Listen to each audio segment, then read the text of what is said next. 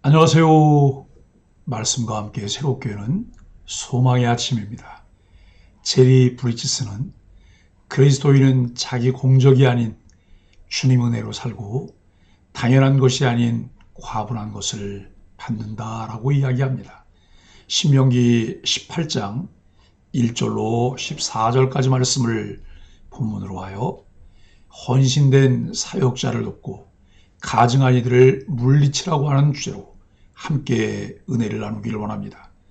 우리는 신명기 17장 14절로 20절에서 하나님은 왕의 자격과 의무를 엄중히 규정하신 것을 살펴보았습니다. 하나님의 백성은 군사력이나 부요함보다 하나님 말씀에 순종하고 그분을 경외하는 왕을 세워야 합니다.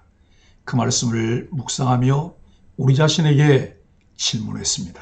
나는 어떤 권위를 따르고 있는가? 하나님 말씀을 기준 삼아 내 삶을 다스리고 있는가? 오늘 본문은 하나님 나라를 세워가기 위한 또 다른 핵심 구성원 레인과 사역자들에 대한 내용을 심도 있게 다루고 있습니다. 그리고 거룩한 공동체를 위협하는 가증한 이방 풍속을 경계하라는 명령이 이어집니다. 하나님은 하나님의 거룩한 나라를 세우기 위해 그 일에만 전념할 수 있도록 레위지파를 구별하셨습니다. 그리고 그들은 하나님의 방법에 따라서 삶을 유지하며 주어진 직무에 헌신해야 했습니다. 신명기 18장은 두 부분으로 나눕니다. 1절로 8절은 레위지파와 제사장에 대한 교훈이고 9절로 14절은 가나안 족속들의 악한 풍속을 경고하는 말씀입니다. 레위는 땅을 기업으로 받지 않고 하나님만을 분깃으로 삼은 지파입니다.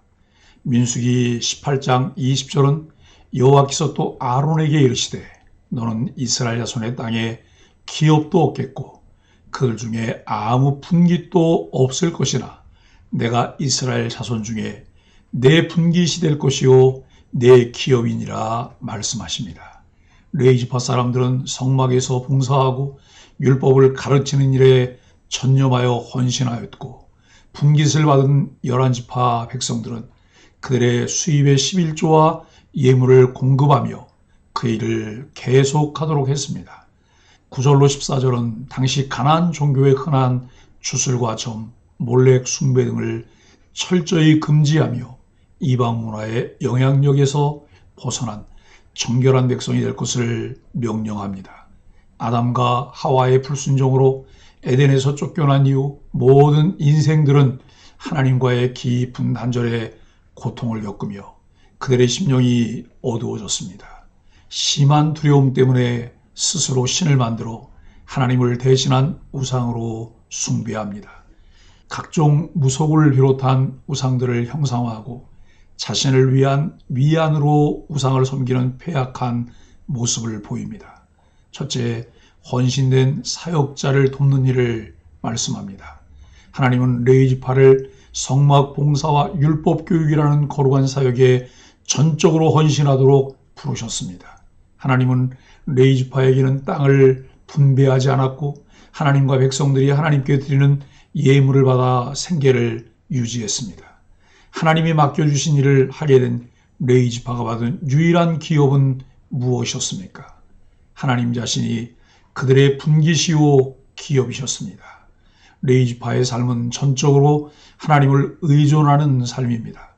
그 백성들은 하나님께서 주신 분깃을 하나님의 방법대로 관리하며 합당한 것을 하나님께 드리는 순종의 삶이 주신 복을 계속 이어가는 삶의 방식이었습니다. 오늘날에도 복음을 위해 전적으로 헌신하는 사역자들이 있습니다. 우리는 그들이 생계를 걱정하지 않고 본질적 사역에 집중할 수 있도록 도와야 합니다. 웨스트민스터 소요리문답 63문은 내 이웃을 내 자신과 같이 사랑하라는 계명 아래 정직한 직업으로 다른 이의 유익을 위해 봉사해야 한다고 가르칩니다. 나는 복음 전하는 사역자들을 얼마나 기도와 물질로 섬기고 있을까요? 하나님께서 주신 말씀을 묵상하고 그 말씀을 따라 하나님께서 이루시려는 하나님의 나라를 위해 우리가 감당해야 할 몫은 무엇일까요? 하나님 나라의 일이 원활하게 지속되도록 하는 일은 하나님이 주신 원리를 따르고 순종할 때 가능해진다는 것을 깨닫게 합니다. 둘째, 가증한 풍속을 거절하라 말씀합니다. 가나안 족속들이 멸망한 가장 큰 이유는 하나님께서 가증히 여기시는 일을 행했기 때문입니다. 이미 하나님에게서 쫓겨난 이들은 갈 길을 잃고 방황합니다. 삶에 대한 두려움, 미래에 대한 불투명함이 주는 공포로 인해 스스로 자신들을 지켜줄 수호신을 찾고 만들어내는 연약함을 보입니다. 그들은 자녀를 제물로 바치거나 신접자나 무당의 말을 듣고 운명을 따지며 살아갔습니다. 이런 행위는 하나님의 주권을 부정하고 창조주를 모독하는 죄입니다. 하나님이 가증히 여기신 이방 풍속에는 어떤 것들이 있었습니까? 자녀를 불에 지나가게 하는 몰렉 숭배, 점술, 주술, 신접, 초혼 등이 있습니다. 오늘날도 신비주의적 기복신앙이나 운세, 풍수, 타로, 카드 등에 빠지는 사람들이 있습니다. 하나님을 떠나거나 하나님을 잃어버렸을 때 사람들에게서 쉽게 나타납니다. 그리스도인이라 말하는 이들 중에도 의외로 이런 것에 빠진 이들이 많이 있습니다. 우리에게 주신 하나님의 말씀인 성경을 차분히 묵상하며 하나님의 말씀을 붙잡아야 합니다. 그 말씀에 길이 있으며 답이 있습니다. 하이델베르그 요리문답 94문은 제1계명을 해설하며 어떠한 피조물도 하나님처럼 신뢰하거나 의지해서는 안 된다고 가르칩니다.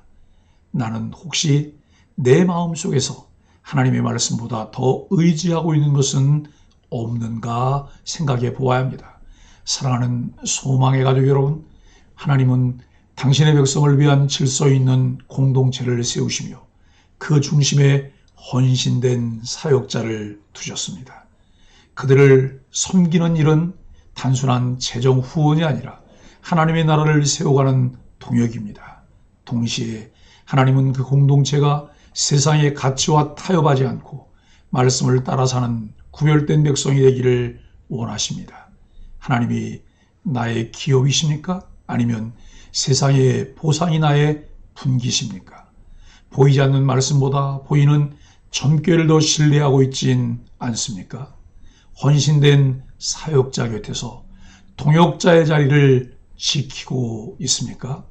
구약 이스라엘 제사장의 직무는 전쟁을 방불하게 하는 것이었습니다. 백성이 이방 민족을 따라 우상 숭배에 빠지지 않도록 제사장들은 영적 책임을 감당해야 했습니다. 제사장들이 사명에 집중하려면 생활에 필요한 것을 적절히 공급받아야 했기에 백성은 하나님이 명하신 보수를 그들에게 전달할 의무가 있었습니다. 오늘날 제사장된 성도가 복음 전하는 영적 전쟁을 수행할 때도 하나님은 모든 필요를 공급해 주십니다. 하나님이 맡기신 일에 전적으로 헌신하는 사역자, 그들과 더불어 하나님 나라 비전을 이루기 위해 함께 동역자로서 주신 은혜를 충분히 누리는 소망의 가족들이 되기를 예수 그리스도 이름으로 간절히 축복합니다. 함께 소망의 아침 기도를 드립니다. 하나님, 저도 제 삶을 드려 당신의 일을 기뻐 감당하는 레인처럼 되기를 원합니다. 거룩한 사역자를 기억하고 그들의 사역에 든든한 후원자가 되게 하여 주옵소서. 세상에 가증한 것들을 분별하여 버리고 말씀만을 따라가는 정결한 백성이 되게 하여 주옵소서. 예수님의 이름으로 간절히 기도합니다. 아멘.